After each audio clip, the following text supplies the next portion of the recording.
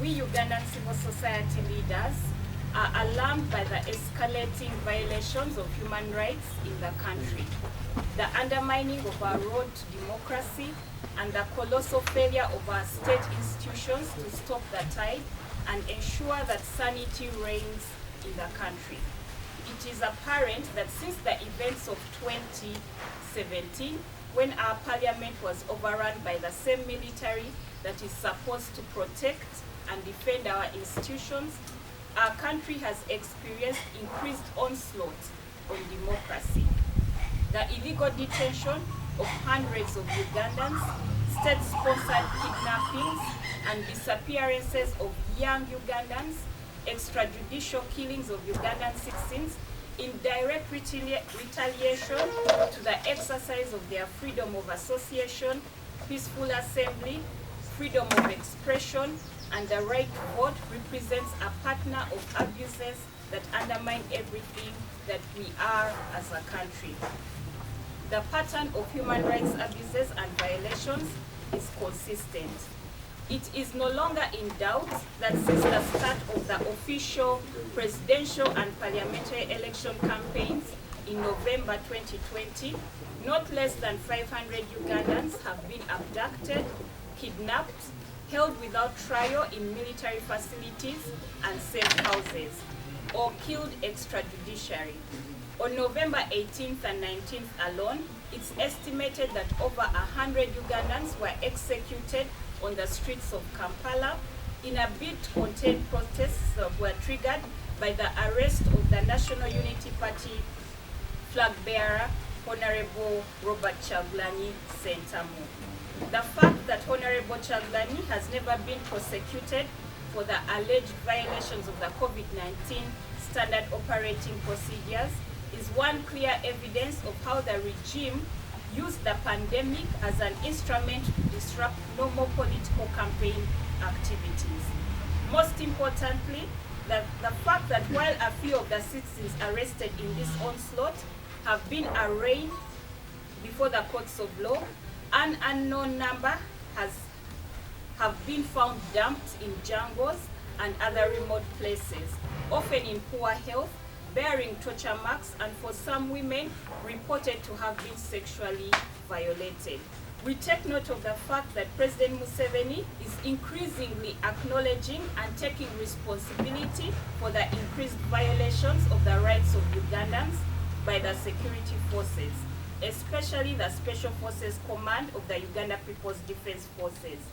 We note that after consistent denials, Mr. Museveni acknowledged in his December 31st, 2021 New Year address that Isaac Senyange, alias Zebra Mondo, was assassinated in a botched midnight security operation when his house was attacked.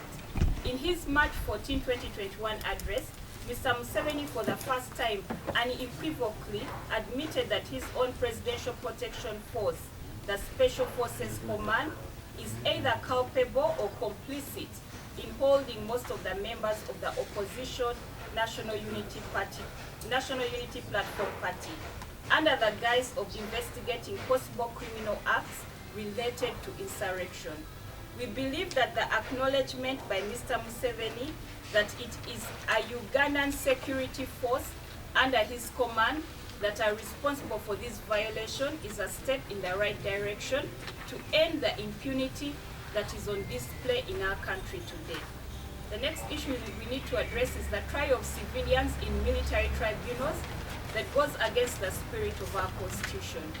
We also take note that the incumbent regime's growing practice of trying Ugandan citizens in military tribunals, this practice is akin to the dark days of Idi Amin's regime in the 1970s, when the excesses by the military became the order of the day. The current actions by Mr. Museveni's Special Forces Command of detaining people in ungazetted detention facilities and charging civilians in military tribunals shows how the regime itself has lost confidence in other institutions of the state, especially the Uganda police, the Uganda prisons, and more importantly, what should be our nation's judicial system. If these people have committed offenses as the regime alleges, why not subject them to the due process of the law by presenting them in courts of law and prosecuting them? Why kidnap them crime gang style? Why torture them? Why detain them in military facilities? These are all questions on the minds of Ugandans.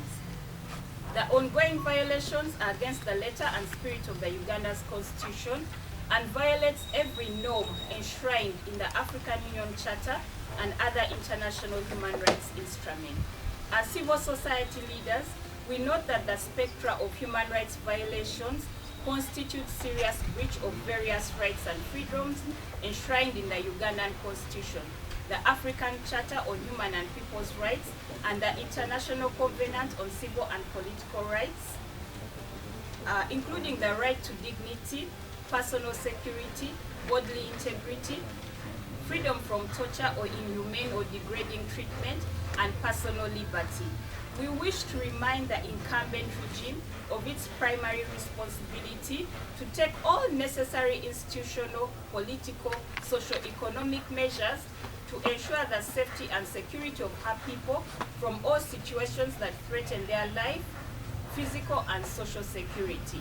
We therefore demand that President Museveni's regime must end all violations of human rights. We call upon President Museveni to demonstrate his statesmanship and Pan-African credentials to end the ongoing violations of human rights and dignity of our people.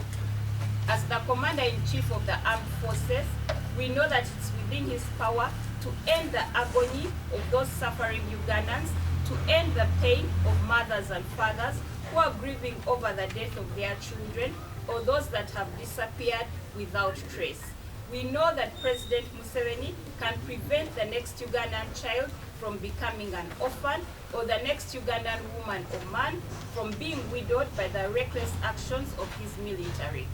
We therefore demand that President Museveni honor the commitments he made at the recently concluded IPOD summit in order for the immediate release of our people from illegal detention and account for all those who have been murdered or are missing.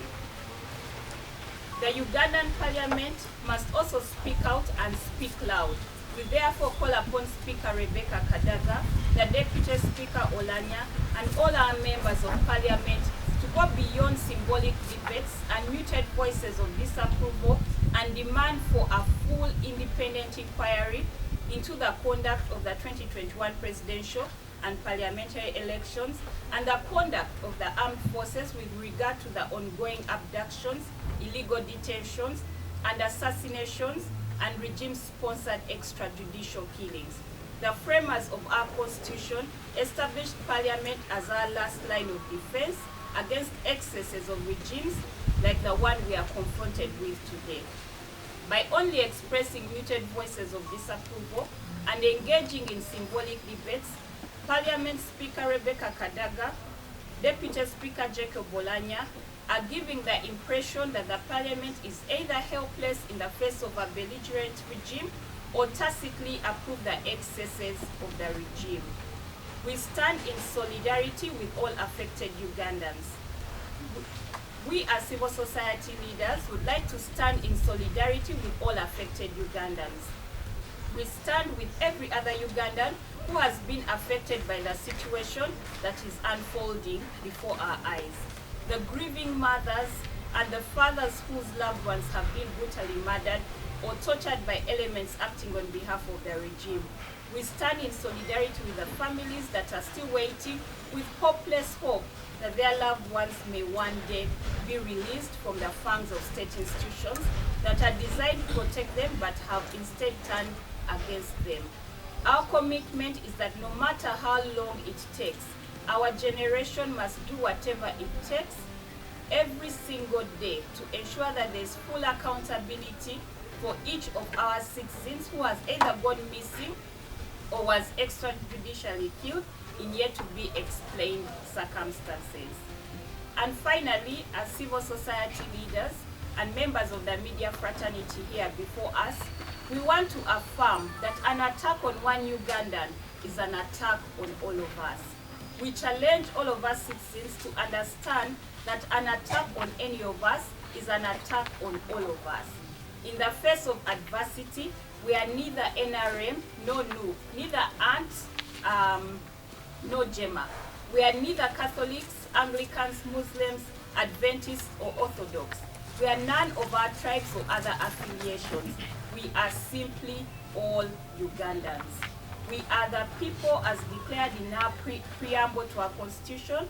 We must therefore be unyielding in our continuing struggle to build a more perfect country and a democracy where respect for human life and human dignity are the defining values of who we are. This is our pledge as civil society leaders for God and my country.